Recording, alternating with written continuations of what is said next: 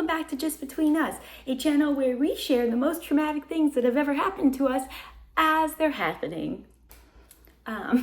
So obviously this video is a little different than our regular videos. I have been home in New York for the past month or so because unfortunately my mom has been diagnosed with CJD, which is a prion disease that currently has no cure and just kind of slowly destroys your body and mind. I wasn't sure if I was going to make videos while I was here and while this was happening, but I feel like in the past, when I've shared things that have been hard for me, it's always helped other people that have been going through really hard stuff. And also, whether it's healthy or not, the support from you guys helps me. Like, I've been sharing my life for 10 years and I have so many amazing interactions with people I haven't met in real life, but like the support that you guys have given me over the years and the appreciation for my mom and when she's been on the channel has just been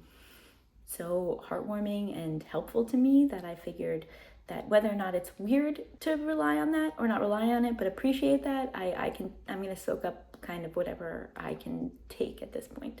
So just to give a little info about what it is like when your greatest fear happens. I'm incredibly close with my mom. She is my best friend. I speak to her every single day, basically. My husband has constantly made fun of me for being obsessed with my mother. I look like her. I feel like she is the most similar person to me on this earth. When I interact with her, it feels the most like I'm interacting with myself in a way.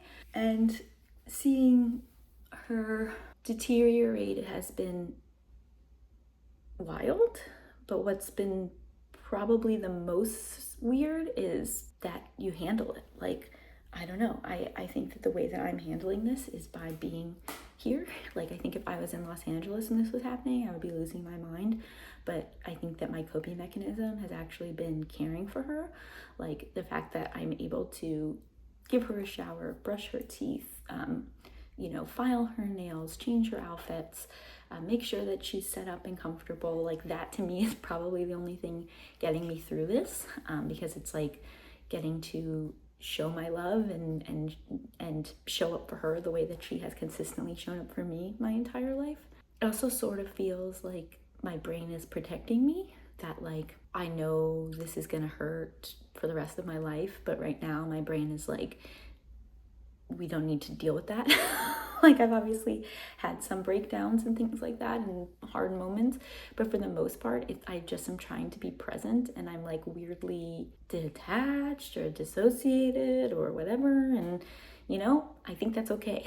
Like, I know that we're like always told like, don't avoid your feelings, but sometimes like we need to avoid them because it's too much. Like, my psychiatrist was like, this is like too much for you to be able to handle. And so I'm postponing the handling. And I actually think that that's perfectly fine and okay. I don't know when it will hit me. I also think that in some ways, even though I thought that losing my mom would destroy me, like, I grew up always joking that like when my parents die, I would die because I don't want to live without them. Over the course of the last few years, I have just grown to accept the uncertainty that is life. And I also have gotten married and created as close of a bond with my husband as I have with my parents. And I think that that's been a real protective factor for me because I won't feel as lost and alone in the world. I won't be happy and I won't miss her and it will be awful and I don't want this. But there is some element of me understanding that my life will go on. And maybe part of that is that my mom lost her mom when she was 40. And my whole frame of reference really for my mom is her without a mom.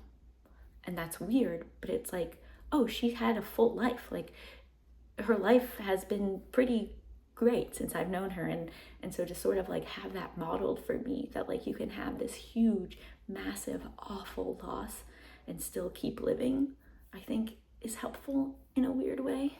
And part of it is just knowing that she wants me to keep living. Like, I'm not allowed to give up.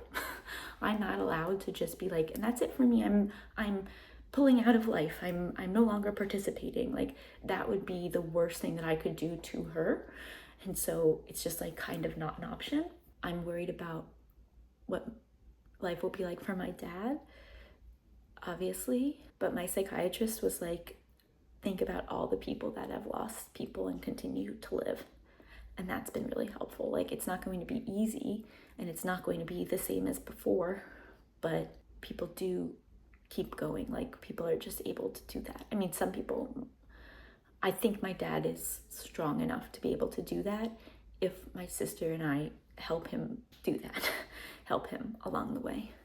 Doesn't feel real.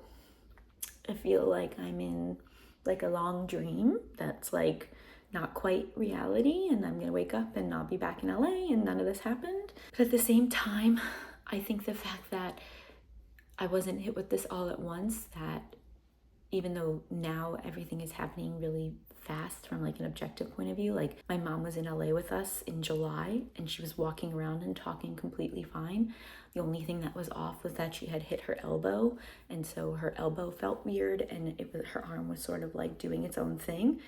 But like, you wouldn't have even noticed if she hadn't talked to you about it. And now she's unable to walk. It's really hard for her to feed herself. There's cognitive decline. But even though like that's so rapid, there was also like time for me to adjust to what was happening. Like, there was time to be like, oh, it's not her elbow.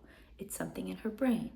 Maybe it's nothing that serious in her brain. Maybe it was just a stroke. Maybe it's Parkinson's disease and it'll be a long road, but it'll be long. And then looming over us this whole time was CJD, and I really did not think that she had it. Like, I just like was like, it is so rare, that doesn't make sense. You know, the first 5 days that she was in the hospital, she wasn't really getting any worse, and so I was like, so it's not progressing. That changed pretty much the moment she came home from the hospital. But like, I don't know, it wasn't like someone just called me up and was like, your mom has CJD. It was like, I, through spending time with her, slowly came to accept that that was likely what it was. When we went back to the hospital the second time, that was when the doctors were like, actually, we think it probably is this. And then days later, we got the confirmation. And so I think in some way, it was like an ease into the diagnosis rather than like a phone call out of nowhere. It's so funny how your brain is like, find the silver lining, find the silver lining.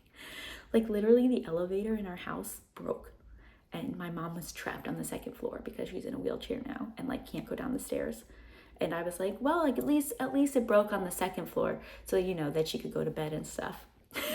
My sister was like, yep, we're just grasping for those silver linings wherever you can find them. But I also think the thing that is saving me through all of this is just my mom. Like, she is the most amazing woman, and her spirit through all of this, like, she is still laughing, she's still joking, you know, like, I think at night when she's in bed with just my dad is when she, you know, lets all the big bad feelings out. But for the most part with me and my sister and my husband, like, I mean, she's just delightful. And like, when she was in LA, she went and saw an orthopedist because she thought it was just an issue with her elbow. The orthopedist was like so cavalier and was like, yeah, just like check back in like 4 to 6 weeks, like it'll get better. And today she was joking. She was like, I'll show back up and be like, yeah, you know, it's been 4 to 6 weeks. I can't walk, I can't talk, but I waited it out like you told me to. Like, she's just still herself, and she's still so funny. Like, she was like, you know, I should cash in all my credit card points. My psychiatrist was like, yeah, like you don't lose your personality just because you're near the end. I think part of what is keeping me together through this is that she is still here. It's a different version of her, but it's still her. And so I don't feel the whole yet. One of the most helpful things that I read early on in this journey was someone saying that their friend had said, there's plenty of time to grieve later. Like, don't do it while they're still here. And so I've kind of really taken that to heart, and I'm just trying to enjoy the time that we do have and say all the things that I want to say and hug her and touch her. I mean, like, I'm like stroking her head. I never used to stroke her head, but like, that's lovely, and I'm glad that I'm doing that, and just soak this up. And then there's so much time to process and grieve later. But for now, I still have her, and I'm so lucky that I had her. Like, yes, some people get to have their moms around for longer, but they don't get to have my mom. And I was so lucky to have her. And I'm so lucky I've gotten to share her with you, the parts that I have. So someone is whistling in the background. I'm probably about to be interrupted, but that's my update, and that's why I've been a little MIA from the channel. If you have any memories of Ruth that you'd like to share, I would love to read them.